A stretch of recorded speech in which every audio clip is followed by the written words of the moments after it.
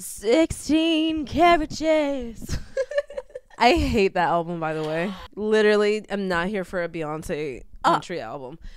Also, I'm not a huge Beyonce fan. Yeah, I'm a Beyonce stan. Like, she has not missed once to me. Really? There is not a single miss. I just don't that get the woman hype. has created. I love her. I love her deeply. I like seeing the crazy videos of her at concerts. Like, there was one of her and Jay-Z, and she just started like turning her head like demonic, and Jay-Z was like, and it's just like funny because she is kind of reckless. I love that so much. So don't ever fucking start an episode with her music again. Just kidding. I'll just start with this ain't Texas. And I'm over here like, lover. I was trying to think of a Taylor Swift song and I could not. I had a brain fart. Yeah. Comment. I could really do without. Are you Team Taylor or Beyonce? I could really do without hearing Taylor's voice on my feed every fucking day. It's actually making me sick to my stomach. Cancel her. Just cancel someone. It ain't gonna be me. It ain't gonna be me. The Swifties are gonna come for you. Oh, also, hey bitches. Hey girly pops. It's Courtney. It's Caitlyn. And this is Bitches in the Breakroom. Your favorite podcast to gather around, drink a cup of coffee, soak up the hot tea in your veins. I just want to say thank you to everyone who has left a 5-star. Yes. On Spotify. Yes. Because I'm not a big Spotify girl, but I went on the other day and I was like, let me see what we got going on here. And the bitches love us. The bitches love us. So and we keep appreciate smashing that 5-star button. Keep smashing Smash it down. Smash that notification bell. Comment down below.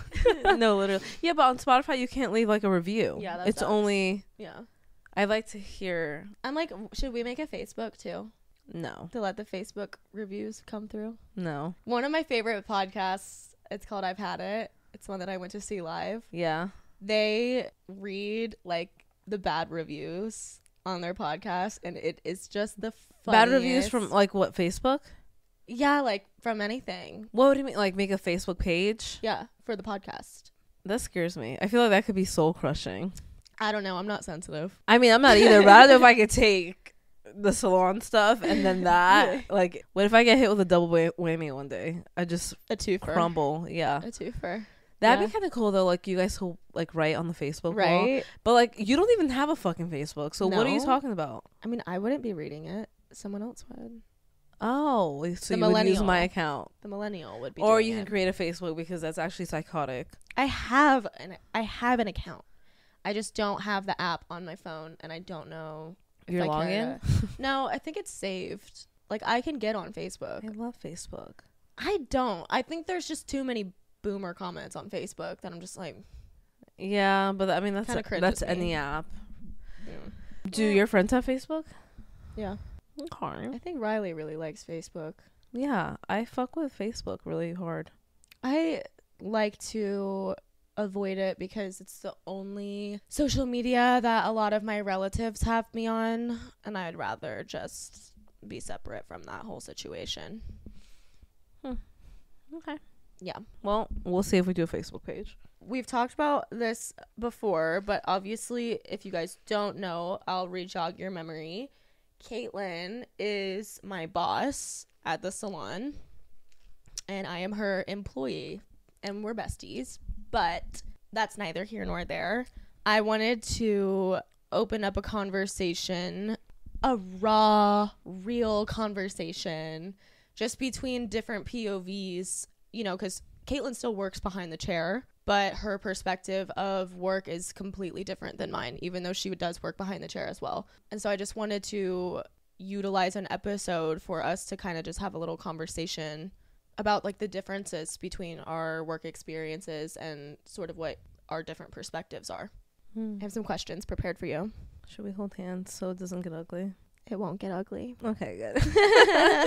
Okay, yeah, Courtney just sprung this on me, so I just thought of it this morning. I don't do good under pressure or not being prepared, but I'm gonna just bounce off of you. Yeah. So maybe do we want you to ask me something, turns, and then maybe? we bounce back and forth. Cool. Okay. My first question is, what are your pet peeves as a salon owner?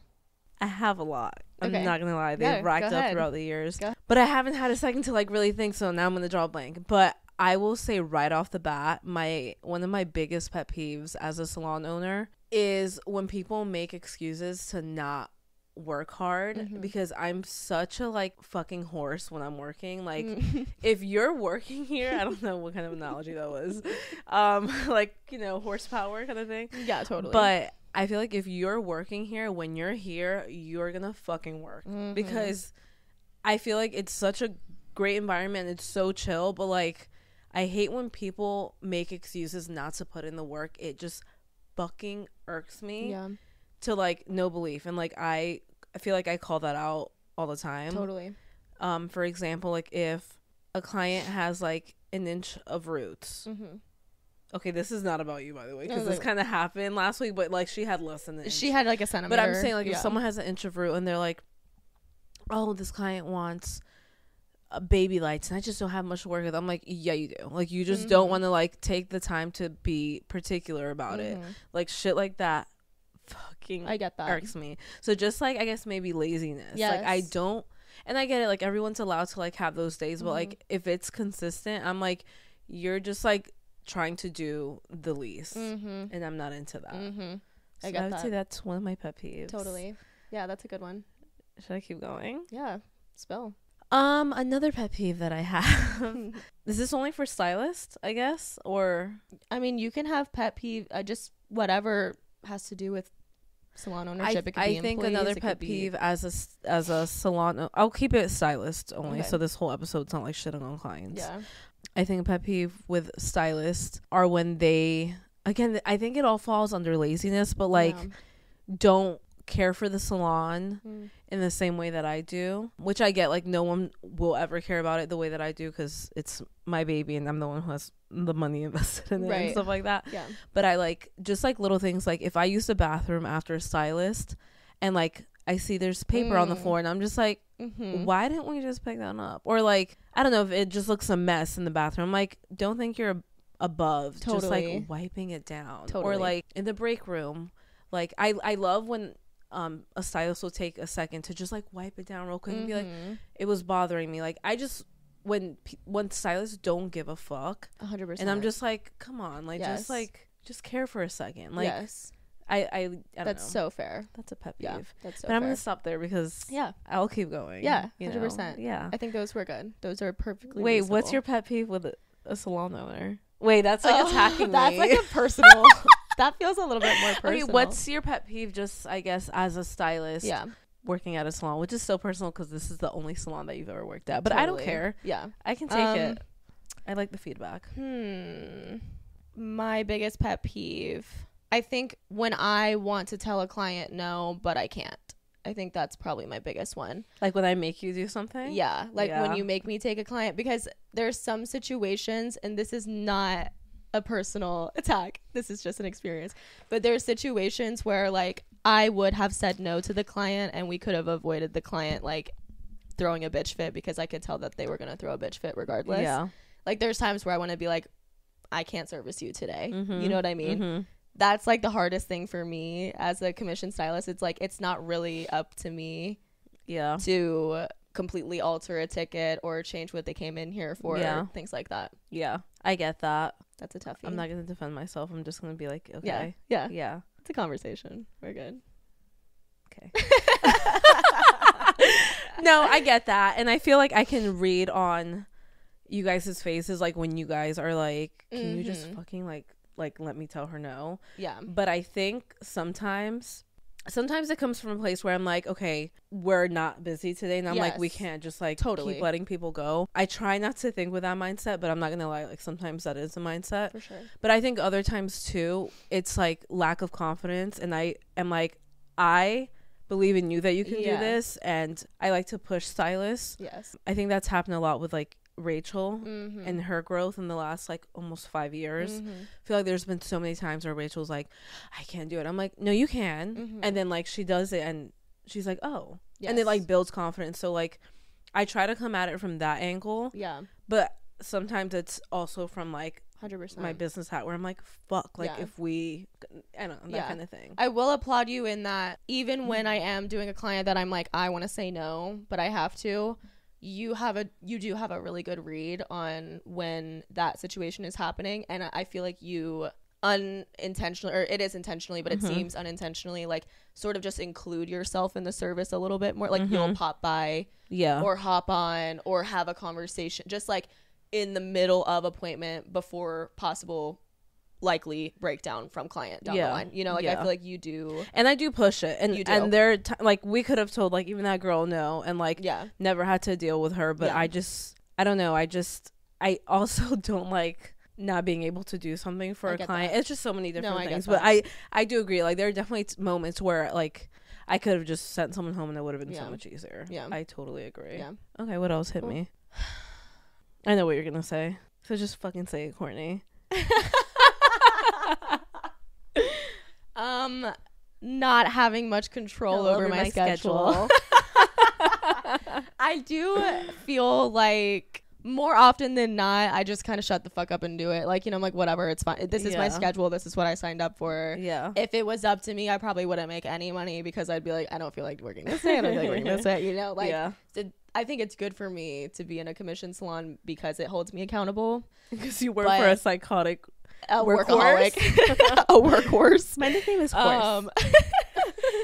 Yeah, it is tough sometimes, especially when it is like, but again though, like I do feel like you are really understanding circumstantially, you know what I mean? It's like, I'm not ever gonna be the one to call out of work for no reason. Like if I'm calling out of work, there's a really good reason that I'm doing it, and I feel like that's also understood on your end. So it's like, if it's medical or whatever and it's like day of and I can't come, whatever.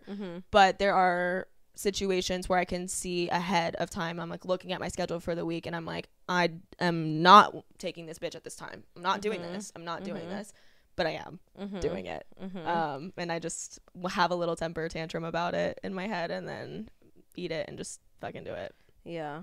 I mean, I get it. Honestly, like that happens with my schedule too. And sometimes I think it's just like front desk filling it. Totally. But there's definitely like times where I look at my week and like, when was it, like 2 weeks ago? I had 2 installs in one day and I was like, I'm going to actually fucking kill that myself. week was crazy for you. Had hella installs that week. Yeah. And so that was insane. So like I get that too. Yes. Like I get that. But I think if I didn't have that mindset, I wouldn't make as much money that's as you know what I'm saying? No, like, but there's I get it. Times, there's times where I'm like pissed off about it, but I'm like, it is a slower week. I need to just fucking eat it because like I'm trying to go shopping. And then after you do it, you're like, okay, like it wasn't that bad. I mean, it was annoying, but like I didn't die. Like I survived. But I get it. I feel that same way too. Yeah. There are days where I'm like, why the fuck? And I do it to myself. I'm like, why the fuck did I? And like, totally. You know, you make it through, but like, it's industry. Not the funnest it's the moment in life. Yeah, for sure. Okay, I like that. I don't feel like I have many more pet peeves. You sure? Yeah, I don't think so. I think one of your pet peeves, maybe, okay, is well, as a stylist, is just, I would say, working with other stylists that you don't necessarily, I don't want to say click with, but like, okay, hold on, let me see how I can word this. I think this could be a lot of people's pet peeves, but it's just like working alongside other stylists, period. Yeah, 100%. I guess, right? 100%, yeah. That could be a pet peeve just because like there are moments where you don't want to talk. We've talked about this before, but like that's a valid pet peeve. And just having like complete personality differences. Yeah. And that's just work. I feel like regardless of any work environment. Yeah, you deal with people that you wouldn't deal with otherwise, kind of thing. Yeah, there are definitely days where that's like, okay, this is exhausting. Yeah, exactly. Yeah. You were like, I think you're a pet peeve. Well, because I'm just like, because I know you. You know what I bitch about. Yeah, I bitch and whine. One thing about me is I'm gonna complain. No, she doesn't. She's full of shit.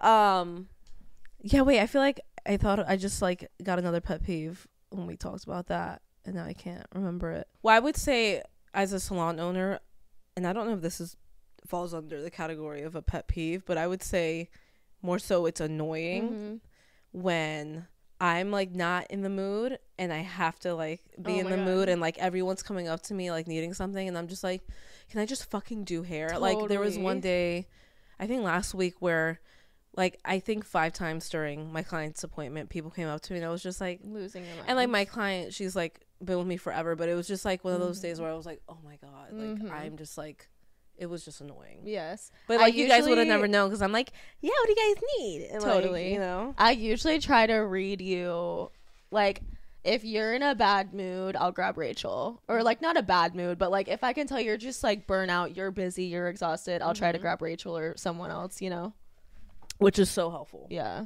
I love when people that's go to why Rachel too. That's why she does what she does. Yeah, you know, exactly. Yeah, manager. Yeah. Okay, I have another one. What is the most difficult part of owning a salon? There's a lot. I feel like this past year has been like my hardest year in owning the salon because maybe it's like the attachment. Yeah. Because all my stylists are my friends and I have a hard time not becoming friends. Like I'm trying to like I'm trying to with like newer stylists coming in, like really put up that wall. And like it's not like I don't talk to them and like hang with them, but like I'm like, not everyone can be your best friend, because then when shit, you know, when they decide to leave or like things can get really awkward really fast. And I've learned that. What was the question? Oh, what's the hardest part? So yeah, that I think has been the hardest part, is like losing people who you thought were like so close to you. Yes. That has like really like hurt my soul this year. I think heavy. It's been that's been heavy. For sure. Other than that, I think, and I've said this before in the podcast, but like one of the hardest obstacles in me being a hairstylist and a salon owner is like the guilt that I feel when I have to like have a different schedule than everyone else, because I just don't. It's like this weird thing, like insecurity that I have, that like I don't want people thinking that I'm above them. Like even though I'm the boss, like I don't operate like that. Like morally, I just don't. I struggle with that, and so I don't like when I'm gonna adjust my schedule when the baby comes, and like, and I know there's other moms here, and there are gonna be other moms, and like I know I'm gonna work even less than them, and it's not because I think I'm better. It's because I can't be a stylist, a mom, and a business owner and do all of them great. So like, you know, I think it's different, and I'm like, I tell myself, I'm like, okay, like it's okay if I work less than like, let's say Rachel, because Rachel's a stylist and a mom. Yeah, she doesn't have that third thing on top, but I have a hard time accepting that, where I'm just like, fuck, like it's just like the worst part of being a salon owner for me. It's just, but also for what it's worth, you still are accommodating to people's schedules as well. Yeah. Like, I mean, for the first time in history, you had a part-time stylist. Yeah. Like, you were accommodating. First time in history. Literally. Yeah. I mean, but you were accommodating to the fact that, like, childcare is a thing. And, like, that needs to be addressed, and, like, that needs to be focused. Like, you are accommodating. Yeah. You know what I mean? And, like, there's also nothing to feel guilty about, because you do have a lot more responsibility here. Yeah, I just have a hard time accepting that is hard. It's honestly the hardest part. I think I would feel the same way. I think it's easier for me to tell you not to feel guilty about it than, and people are like, oh, you don't even have to work, or like you don't have to do hair. Well, I could survive not doing hair, but one, I love it, and two, I just don't think I could like get myself to like be one of those salon owners who isn't in the salon a lot. I don't know. God, it's so hard. That is hard. That is the hardest part of being a salon owner. 100%. Okay, let me ask you a question back, but I don't want to keep asking you the same one. So let me think for a second. Yeah. Now that you've been a hairstylist for a little bit, what is something, if you had like not a boss, okay, what would be different in your hairstylist career? Does that make sense? Yeah. Okay. Yeah. Okay. I would not work evenings. So you wouldn't work Thursdays? Yeah. Thursday nights? Yeah. Yeah, no. It would just be a normal day. Yeah. I think I would still do So Tuesday you wouldn't offer Saturday. Any evening? I think I would do... Oh, TikTok girl would lose her shit. Go ahead and come for me. Go ahead. No, I think I would still do Tuesday through Saturday, but like every other week do Saturday off. But Thursday would be a normal work schedule, like 9:30, 1:30. I also probably wouldn't do 9:30. I'd probably do 10. I'd rather do like 10 and 2, I think. Really? Yeah. Okay. My mornings are very precious to me. Yeah. And like I would still get out before the sun's down. So it's like fine. Except for winter. Yeah, except for fucking winter. God, I fucking hate doing hair in the winter. It's tough. I also think I would also offer like appointments with no blow dry if someone wanted to save money and also save my joints. So like only blow dry a piece to see the tone kind of thing. Just offer that as an option if they wanted that. Because I hate blow drying. Yeah. And then I think I would just probably be a little bit more selective with my clients. Like, yeah, I know what I like to do. I know what I don't like to do. So I would probably just be more selective with who I'm having in my chair and or, you know, still have them in my chair and just tell them like what they want. I'm not going to give them. So leave it up to them to decide if they want to see someone else for it. Okay. Yeah. I like that. Yeah. Oh. Good shit. On the other end of the coin, what is the best part about owning a salon? What if I start crying because I'm pregnant and I'm feeling a little emotional right now? That's okay. No, I don't want to cry. Oh, no. My hands too warm. I was gonna. She's really crying. Words aren't even out yet. I was gonna say the best part of owning this salon for me has been like all my best friends that I've gained from it. No, my makeup. Oh, Kate Gina. No, but really, it's so crazy. Like, because Casey even sometimes will be like, literally, all your friends are your employees. I'm like, I know, which is so crazy. Which is, I think, why like I get so attached. Yeah, it's like the best and worst part, honestly. Yeah, because, it's the like, same. Yeah, I'm like, I want you guys here forever, but yeah, but that has been one of the best parts. Is like the friendships and like the family and like my. Like forever friends, like like that I've gained from this 100%. Has been truly the best part of owning. I love that. A salon. That is so sweet. Yeah. Oh, all right. Miss Emotional. I know. I promise it's because I'm pregnant, you guys. God, the way my answer would have been different, but I love that. Wait, what would your answer would have been? Getting paid while I'm not at work. That would be mine for sure. Oh, fuck but me. You're a lot more full of heart, I guess. I'm just like a better person than you. You're just like above me, right? Yeah, no. Yeah, basically. Oh, that was a really sweet answer, Caitlyn. Yeah. No, I really do love you guys so much, and I think that's why I always am like trying to like listen to you guys and like I want to give you guys everything that you want. It's just like making it realistic, but I just really value like my friendships here so much. So I really love that. Anyway, it shows. Thank you. Definitely shows. Anyway, let me ask you a question now. Here we fucking go. This is what happens when I'm not prepared. I'm not good on the spot. Okay, Caitlyn. What are you most proud about with being a hairstylist? Like when you like talk about you being a hairstylist, like what's something that you're like really proud of? Okay, I think I have two different answers for this. Okay. One of them, as far as like personal pride, I'm a quick learner, and I think that I don't want to like toot my own horn or sound like I'm full of myself at all, but I feel like I've accomplished a large amount of talent in a short amount of time, and I'm proud of myself for that. Like, I used to have really bad imposter syndrome, and I don't know, I feel like the quality of my work is good. I think it's great, actually, so I'm proud of myself for that. But as far as just like interaction with client goes, I think I like that my clients more often than not leave with a better perspective of themselves, hair aside. Like, I think just the energy that connects between me and my clients, I feel like sort of just makes them realize their worth a little bit more than when they came in. Yeah.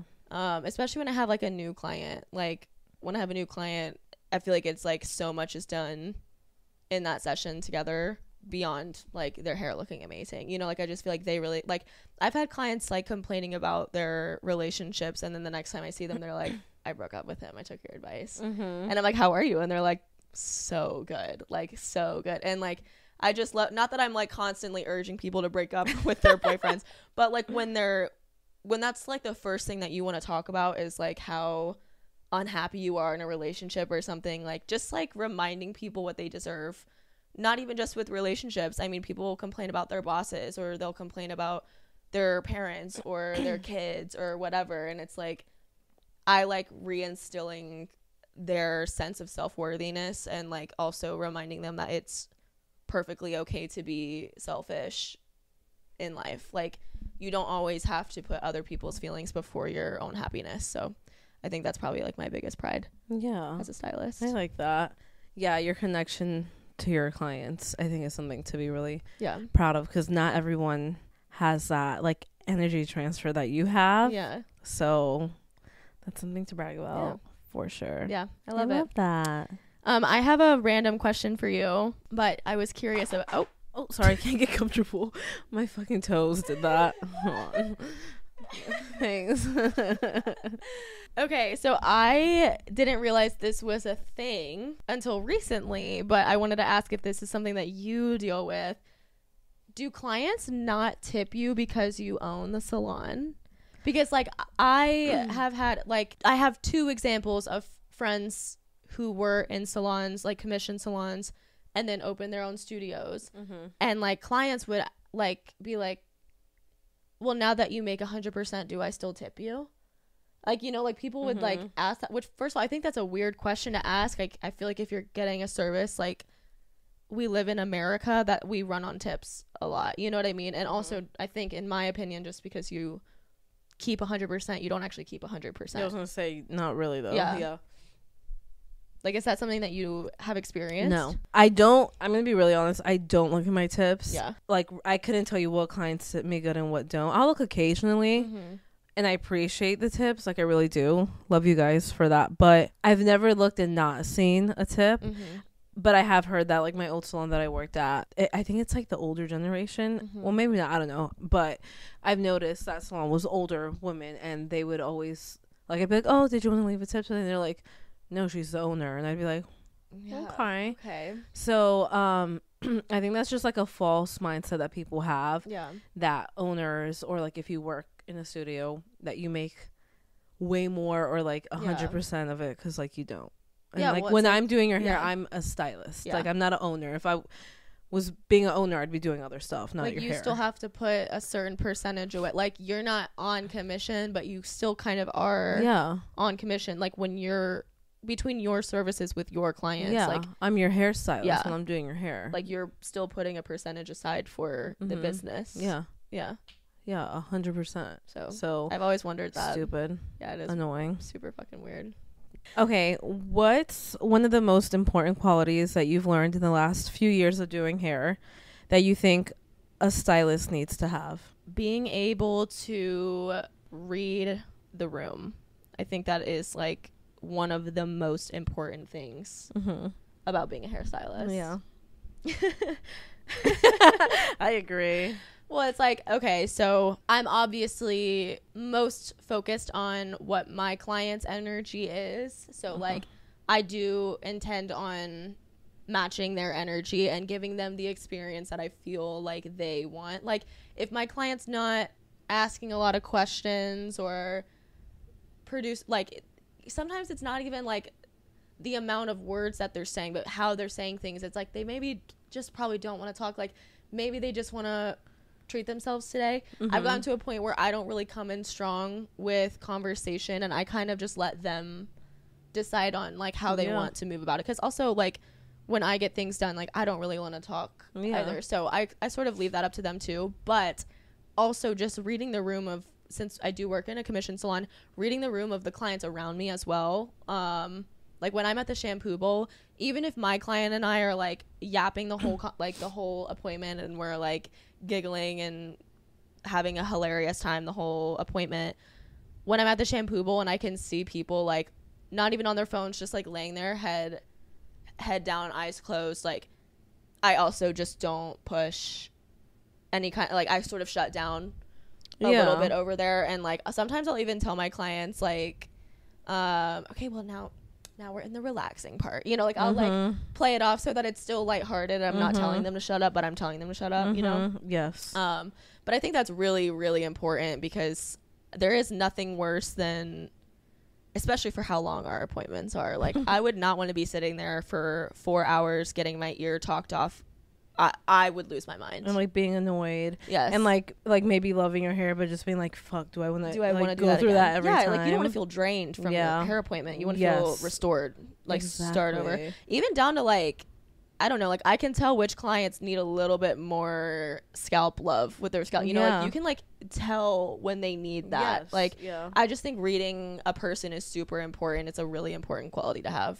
I love as that. a stylist. I agree 100%. Yeah. What qualities do you look for in stylists that you hire? And is hiring challenging when you meet someone whose personality really vibes, but the work isn't there, or vice versa? That kind of thing. I look for personality when I hire. I really do. I can teach someone how to do good hair. If they're open to it and they have the work ethic, I can get them there. But personality is everything, because we're spending all day together, and if someone is like a bitch or just doesn't mesh, like it does ruin the vibe. So personality is something I look for, and then I would say second is work ethic. Like if someone's like, oh, I just want to like just like whatever, or like I don't see the passion in them, I'm like, yeah, you're not gonna work, because I'm, like we've discussed earlier, I'm a workhorse. That's my new thing. But I don't have patience for people who don't want to work hard when they're here, kind of thing. That's not my kind of like vibe. I get that. So that, and then what was it? Is it hard to, like, is it hard when, say, like you have an interview with someone and personality is there, but like the work isn't, or vice versa? Like the work is killer, but personality is not. Hard. Yeah, because I've interviewed so many great stylists. That was weird. But their personality, like I couldn't mesh, and I'm just like, I can't imagine like spending all day with you and not like vibing at all. And same for them. I'm like, I'm not gonna put you in this environment where we have a bunch of big personalities and you're gonna hate it too. So, and that's happened before. And 100%. What can you do? You know. Okay, my last question to you. Okay, if you could give any future stylist advice who's thinking about doing hair, what would it be? Like, what's something that they should really consider? I have a few things. One, do not feel like you need to overperform socially for your clients. That is something that I learned through the job, because obviously when you're a baby stylist, you're so excited, and part of the fun is like vibing with your clients and like, you know, having good conversation, whatever. But you can keep it short and sweet. You need to protect your energy, because you will get burnout if you're exhausting all of your social energy at work. So definitely that. Also, just like giving yourself a good amount of alone time when you do have days off. Like I get burnout a lot when I spend my entire weekend still socially on and just not giving myself that time to recharge. So I think like valuing your alone time, and like I mean like true alone time, like not even like rotting on TikTok, but just like true silence. It's so valuable. Like allowing your mind to like decompress without, because like you don't do that when you're on social media. I agree. I also, this is probably one of the hardest things that I've worked through as a baby stylist, but just getting like really comfortable with letting clients know that they're not going to be where they want that day, or like that they're not going to achieve their goal today. And it sucks to like say like it's because of my time, because it is like, but it's just what it is. I think there's a pattern with everything I'm saying, but like I basically just avoiding burnout, I think is so important, because you don't want to forget why you love what you do. And burnout will do that to you for sure. So I think just like letting clients know, like just getting really comfortable with being like, so this photo here is definitely 12 hours of work. I've got you down for 4. So we're going to do what we can in that sort of zone.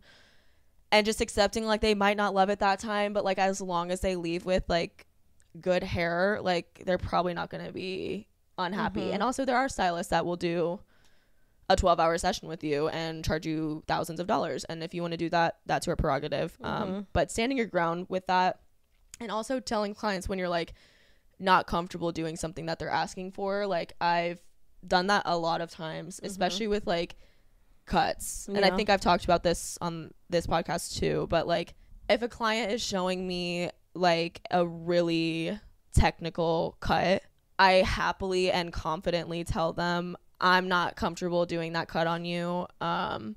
If you want to take the cut off, like I'll let that slide today, and like you can get it done the way that you want to somewhere else, like with a cutting specialist, that kind of thing. Or even with like color, like when clients show me a color that is like a vivid or like something like that, and which usually we avoid that regardless.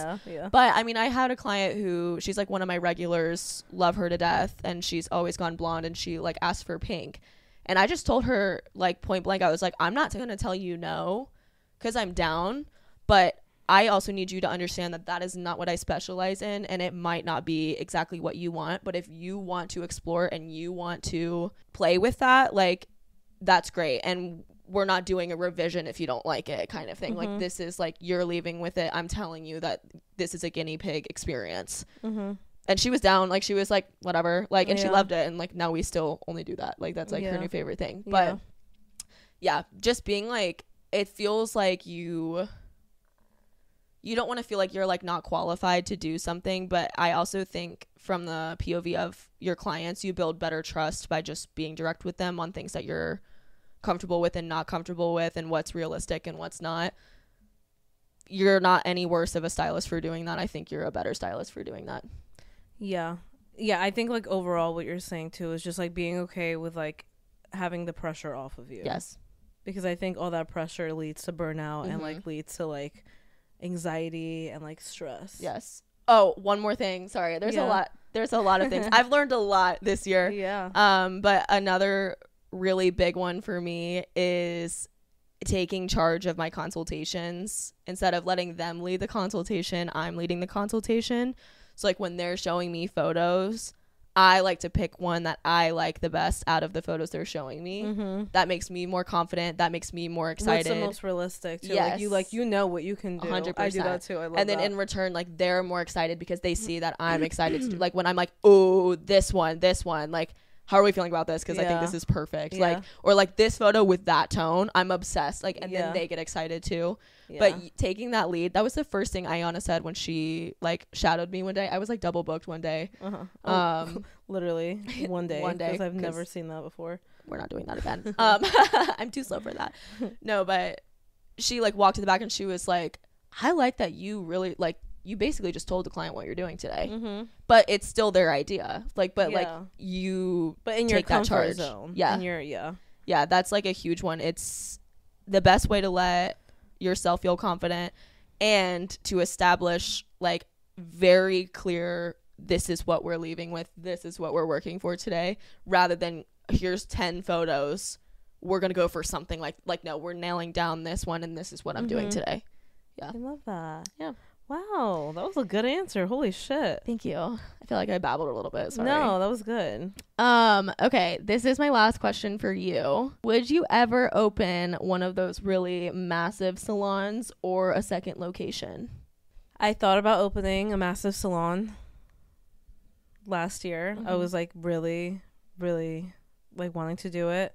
And then I had to come to Jesus moment where I was like, what do you want your life to look like? Because if you do something like that, that's a whole nother level. And I feel like I would, what I appreciate about my salon is like the tight knit of it all, and like how it's, I mean, we're larger than we started, but it's still like that boutique-y feel. And I was like, I feel like I would lose that in the bigger space. I'm not against opening a second location. I Maybe just a know, Raleigh one? Yeah, it would be a Raleigh one. But I feel like again I would lose that like family, like, because I know like obviously some people will go to Raleigh like you and Kelly, right? And so that fear of like losing that, because I think that's what makes our salon so great. So I don't know if like separating that would be good or not. Yeah, but it could be nice. But then I know if I did something like that, I would not be able to work behind the chair as much as I do now. 100%. I mean, well, you would need to be switching from location, at least for like just general observation. But I'm not like opposed to it. Yeah. Definitely something I would consider. Yeah. Love it. We'll see, guys. Yeah. Stay tuned. Well, that was a good one. Yeah. We were going to do more, but there's no way we're going to have time. Yeah, we're going to have to just tease you guys and like keep it going. But next week's episode will be client horror stories. Yes. Which we've got some good ones. You guys called in. Mm-hmm. And I can't wait to talk about it. But you guys are just going to have to just wait a little bit for it. Yeah, you guys are gonna have to sit back and wait. Yeah, we're edging you. Tuned.